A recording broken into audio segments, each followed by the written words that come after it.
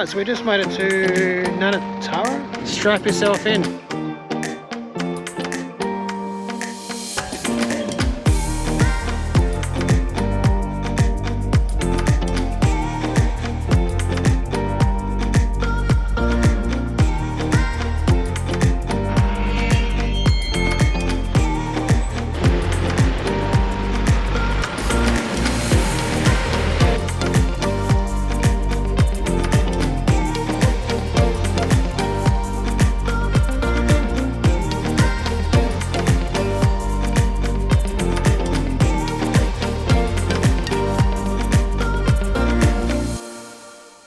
So, obviously a bit of a slight problem here.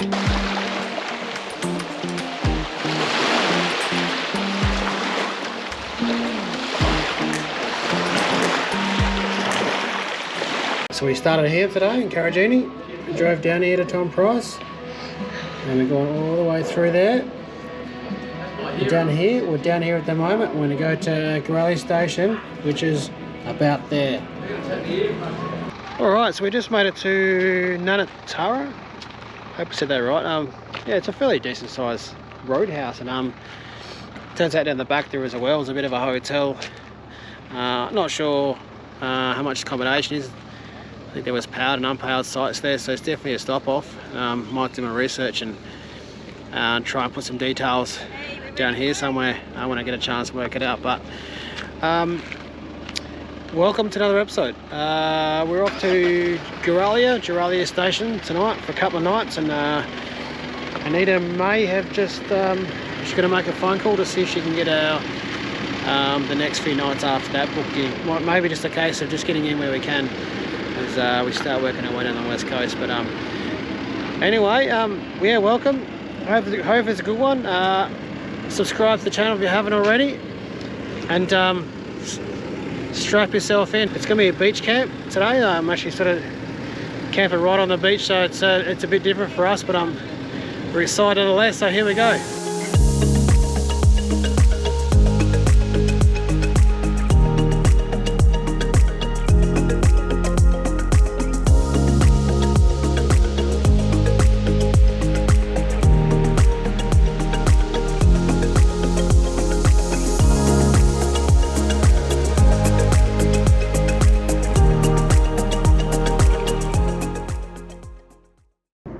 Alright, so sometimes you pull up to some places and you're a bit taken by surprise. I mean, this is in the middle of nowhere out here, and suddenly there's this beautiful river down that goes directly down, which you can see. So we're about to drive out, and Anita got on the wiki camps, and suddenly she's like, well, hang on, there's a availability of a place we're looking to stop at.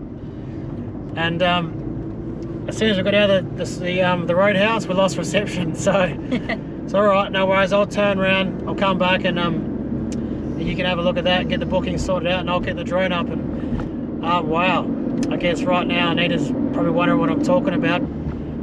So anyway, if you get a chance, drop in. There was actually a lineup at the park, the holiday park just next to it there, so not sure what it costs, but I'll tell you what, it wouldn't be too bad a place to start here, that's for sure. Weather's nice and warm and nice blue skies, and I'm sure having a dip in that river will be pretty nice. Anyway, off we go.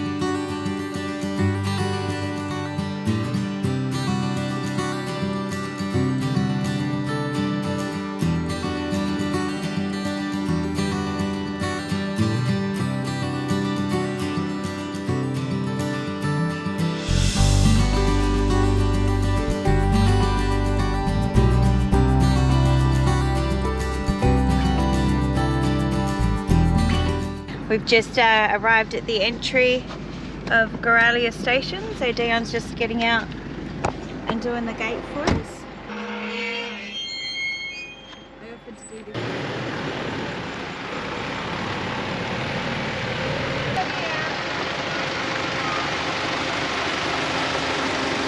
Yeah, okay, so we're at I think it's the Giralia Station, or homestead, so we're just checking in now, and we'll head up to the beach. It was about a 4k drive off the main road there. Pretty easy to get to, and it just looks like a farm, like a horse stable farm, stud farm. Someone to know what it is. But it's bloody nice out here. It's beautiful. Nice and quiet, and I guess you always get that in a farm, don't you? There's not much going on. But no, it's nice here, eh? Nice and lovely.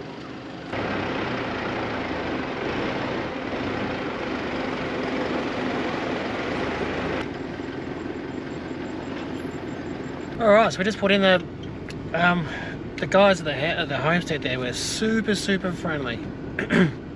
Super nice, and told us a bit about the area, and just told us there's what do you say, there's stonefish? Yeah. So don't walk in the water, and there's obviously, what did you say, blue-ringed octopus as well. But super friendly guys.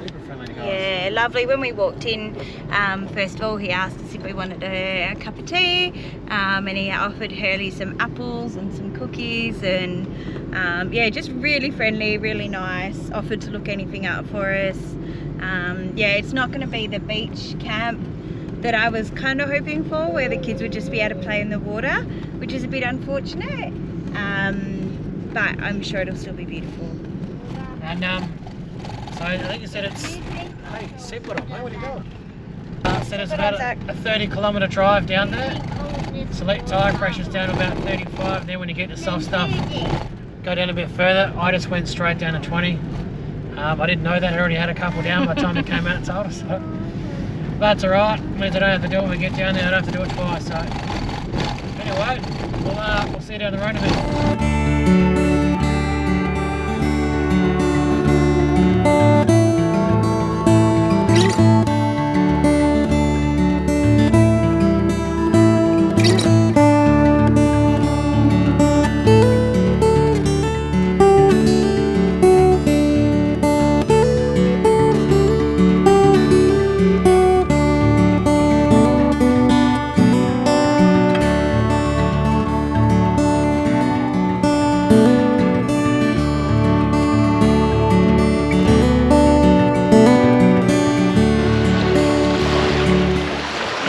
So this is us at Giralia Station. We've been pretty keen to get to a place like this, or even show you a place like this, because unfortunately sort of across the top of the country, stay on the beach, swim on the beach is it's a bit too dangerous. But so we're here for just 2 nights, and we're going to move on to another place for another couple of nights. $68 for 2 adults, 2 kids. So what's that, $34 a night, and it's bloody magic. Had some breakfast this morning, tried flicking some lures and some bait, and it's just lots of little stuff out there. You can see I mean, have a look at this. So you can see out there, there's lots of little fish, but I think that's all that's out at the moment. Nita reckons she's seen something a bit bigger this morning on high tide, so yeah, we might have a go at the Savo, might get the drone up there and have a look over there, because it's a bit coming out. But yeah, so what have we done? I guess we're just sort of slowing things down a bit here. You know, took the kids for a bit of a spin down the beach, let them have a bit of a steer in Dad's lap. They love it, and you know, it's a good experience. But yeah, look, there's nothing here. We round up some firewood, so we'll have a fire tonight, and no toilets or anything here, so it could be got to be completely self-sufficient. And you know, obviously the solar's doing the trick, because it's lovely blue clear skies. And why don't we go up and see what the family's doing. All right, what's going on? Hi. Cards? Monopoly bid. Monopoly bid, who's winning? It's an intense game. We've just started a new one. I think I've won 1 round and Zach won 1 round. And Hurley hasn't won any. Oh, and Hurley's always the champion. I know, this is Hurley's game. I won So we're just waiting for Hurley to... We're going to play beach cricket after this, aren't we? No. Yep. So the spot's here. So obviously we just time it. So a little shower mate I got there from where I get it from Clark Rubber. Basically it's, yeah, just sometimes I actually tie the shower head onto there, as I think I told in the past, but and then it likes it just like that. So soap up and use what you need, and how much water we use. Not too sure. Maybe we'll measure this trip and find out. So there's like 7 or 9 bays. Okay, so we're in the second one here, and basically you can set up anywhere down there and across here. So you got about probably 50 metres of sand really, and I guess it's just a case of pulling up far enough from the tide and set the beach there. There's a few other people. Got bloody glass out here. How flat is it, Zach?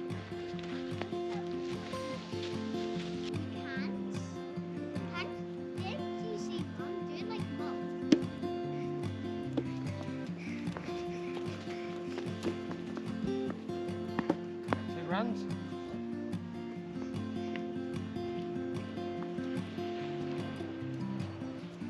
Oi! Over here, mate, not over there.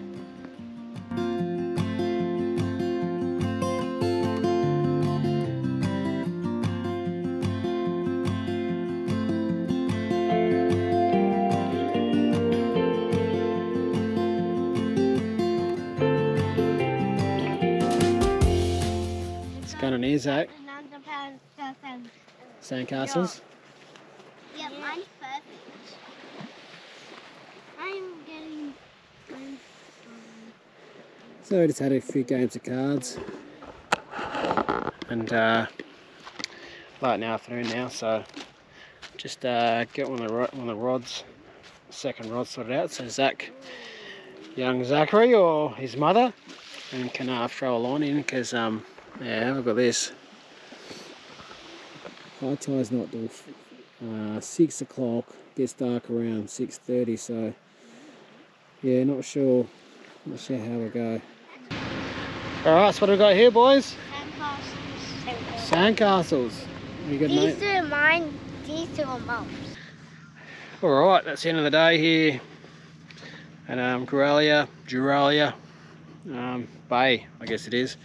And right here, all we got going on here is we've got a little roast beef going on here, and these things here are winners. Hey, the baby potatoes, chuck on there, you're bloody set. You know, we'll light a fire in a sec. My style for a fire on a beach is dig a hole, and that way you can cover all the ashes when you're done in the morning. And how you going here, boys? Yeah, we got my little football. Yeah. Yeah. And yeah, that's about it. Hey, we had another go at the fishing, tried some baits and flicking some soft plastics. Tried some poppers, but no go. It's all little stuff around here. Just talked to one of the guys at the beach there this afternoon. He was out for most of the day and he said he caught a couple of dozen garfish, sort of just around near the creek there. I haven't been down to see these other guys here, but yeah, I think this guy up the ear was just saying there's not much in the go. The tides are pretty flat at the moment, but I don't know, I'm pretty convinced there's something out there. There's just got to be. But how's this view? Sort of picked up a little bit, but it's still just calm as. It's a bloody beautiful spot, hey. No, it was nice to stay here a couple of nights, especially this time of night once it's cooled down a bit. It's bloody fantastic, and start packing him up a bit later. We're heading off to another spot for a couple of nights, a little bit further down the road. So we've got about a 5-hour, 6-hour steam down the road to our spot. So we've had a habit of getting the last places. So this place we got the last bay. Was it Kakadu? We got the last one as well. I think this was the last one here, so a bit lucky.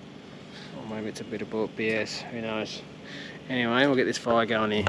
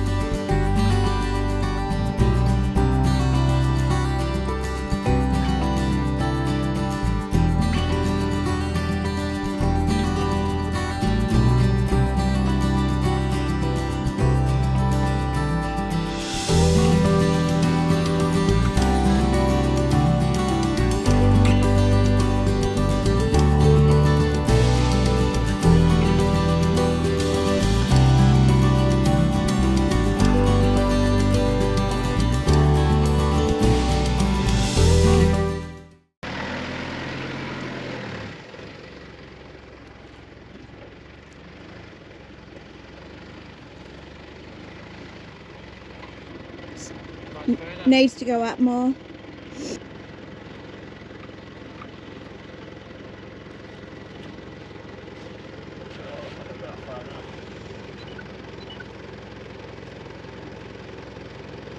You got about an inch? Nah. Nah. You know, you're just pushing the camper back, babe. Go forward.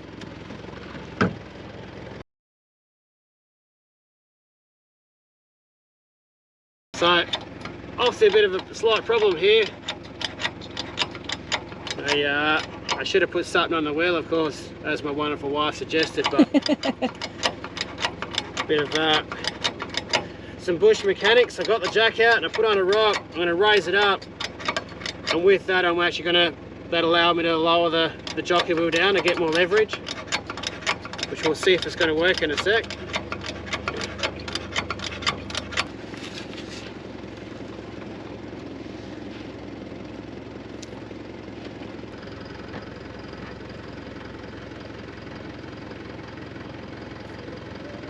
Yep.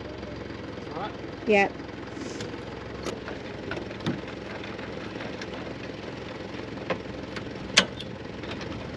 Now what I do, and I think a lot of people do it as well, is cross the chains. Reason being, a few years ago, with my brother and his boat, and I don't know, something come unhooked as he's trying to drive the boat up onto the trailer, and obviously once the trailer went like this, the front dropped off. So this actually dropped off the ball, but thankfully because the chains were crossed, this actually dropped down here and was being held by this. Whereas if you do them straight across, it just would have went straight at the ground. So I guess it just saved a bit of damage to this one. I'll see. I'm not sure I actually showed you. We ended up getting. I put a new one of these in. Where was it? Caragini. So the plastic plugs. So these gone back to the Nava plastic ones, and I've got the plastic socket as well. Getting the right way in. Got the Anderson plug goes on. Make sure everything gets charged up. And the MDCs have these, which is emergency braking system, which is what this thing here is. So if for whatever reason the trailer completely disconnects from the car, this thing here, the pin will pull from here, and it'll engage the brakes on the trailer, so it's just not, you know, freewheeling into anything else, which, you know, clearly a bad idea.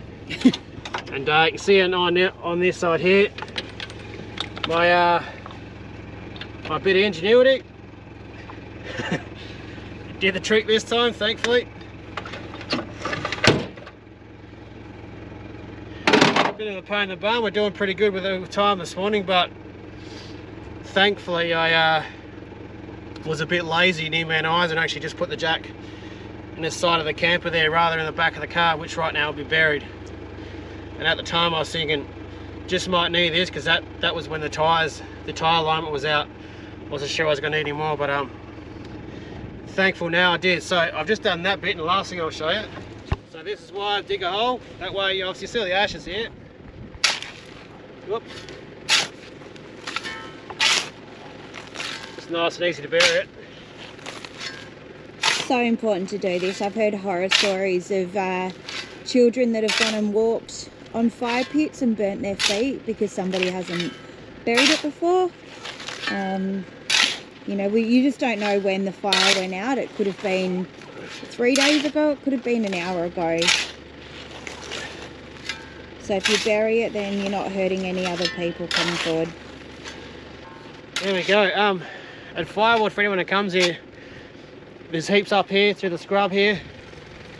Just a lot of old dead trees. They've probably just been sitting there for quite a while. And if the owners are okay with the fires down here, as there's plenty more, but anyway, that's it from here. All right, let's get this thing lighted up.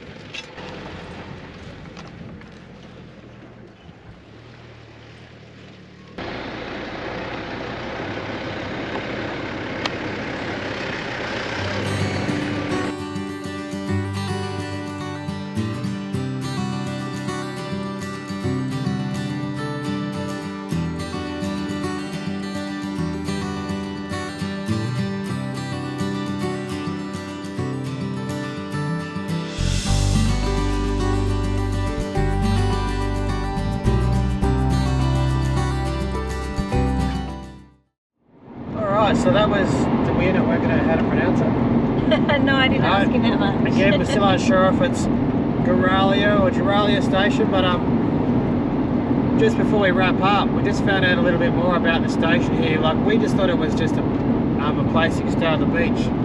That was it, but turns out there's a lot more to it, so I'll get Nina to go through. Yeah, so I was having a chat to, and this, I wish I'd got his name. Apologies if he watches this. He's super friendly and great for a chat. Just sort of asking what they do with all the land, because there's a lot. And he talked about the fact that with the homestead, there's actually ensuite, they call them the luxury rooms. So they're ensuite rooms with TVs and satellite, and there's a pool behind there that they can people can use. Then there's the cheap accommodation, so a lot of road workers and that sort of Department of Parks and Wildlife are there at the moment as well. Yeah. So they're actually doing a lot of work with the wildlife. People actually try and restore the farm back to what it was. So a lot of the natural wildlife will come back, like, you know, the kangaroos and emus and that sort of stuff, because it was always a sheep station, and of course all the sheep and cattle farmers all went broke up here, so they've had to get rid of that. Now they're trying to, you know, preserve the farm back to nature, really, to try and get a lot of natural animals back. So yeah, which is wonderful. And they also do have what they call bush camping. So just around the corner from the homestead, there was a caravan parked up. It was quite funny, as we were driving out this morning, we saw people driving in, and we thought it was a bit strange because they didn't have caravans, or like it didn't look like they had rooftop tents or any sort of setup like that. But that makes more sense now if they're staying at the homestead and bush camping out there, so you don't need to be off-road to get to the homestead. So the caravan I saw just looked like a normal on-road caravan, and now they've got their four-wheel drives and are going to go exploring out to the bush. Some of them had kayaks on the roof, so they might go for a bit of a kayak out on the beach. Yeah, it kept unraveling, didn't it? The more we saw, the more there was. So good on them. It'll be great to see what it's like when they do restore it and get it back to. Yeah, so try and get up there and have a look at it. Hey, it's really nice. So that's it for this episode. Give the video a like if you did like it. Subscribe to the channel if you can. That helps us out, obviously. And you know, hit the dinger. We've still got more videos to come. And we're on social media as well, Instagram, Facebook, and feedback, comments, suggestions, all those types of things are great. We really appreciate it. And thanks for watching. Cheers. Sorry, can I say one more thing? I always do this. When I was talking to him and we were talking about how busy WA is with travel at the moment, and how he said they're actually booked out as well, but he said there's always room for more, so it's probably worth giving them a phone call if you can't book online. We're starting to find that with a lot of places. If you can't book online because it's saying booked out, if you give them a phone call, there might actually be a couple of extra spots. So he did mention they have a lot of land and they can quite easily make some more sites, so definitely give them a call if you're thinking about it. That's all. All right, there you go. Cheers. All right. See ya.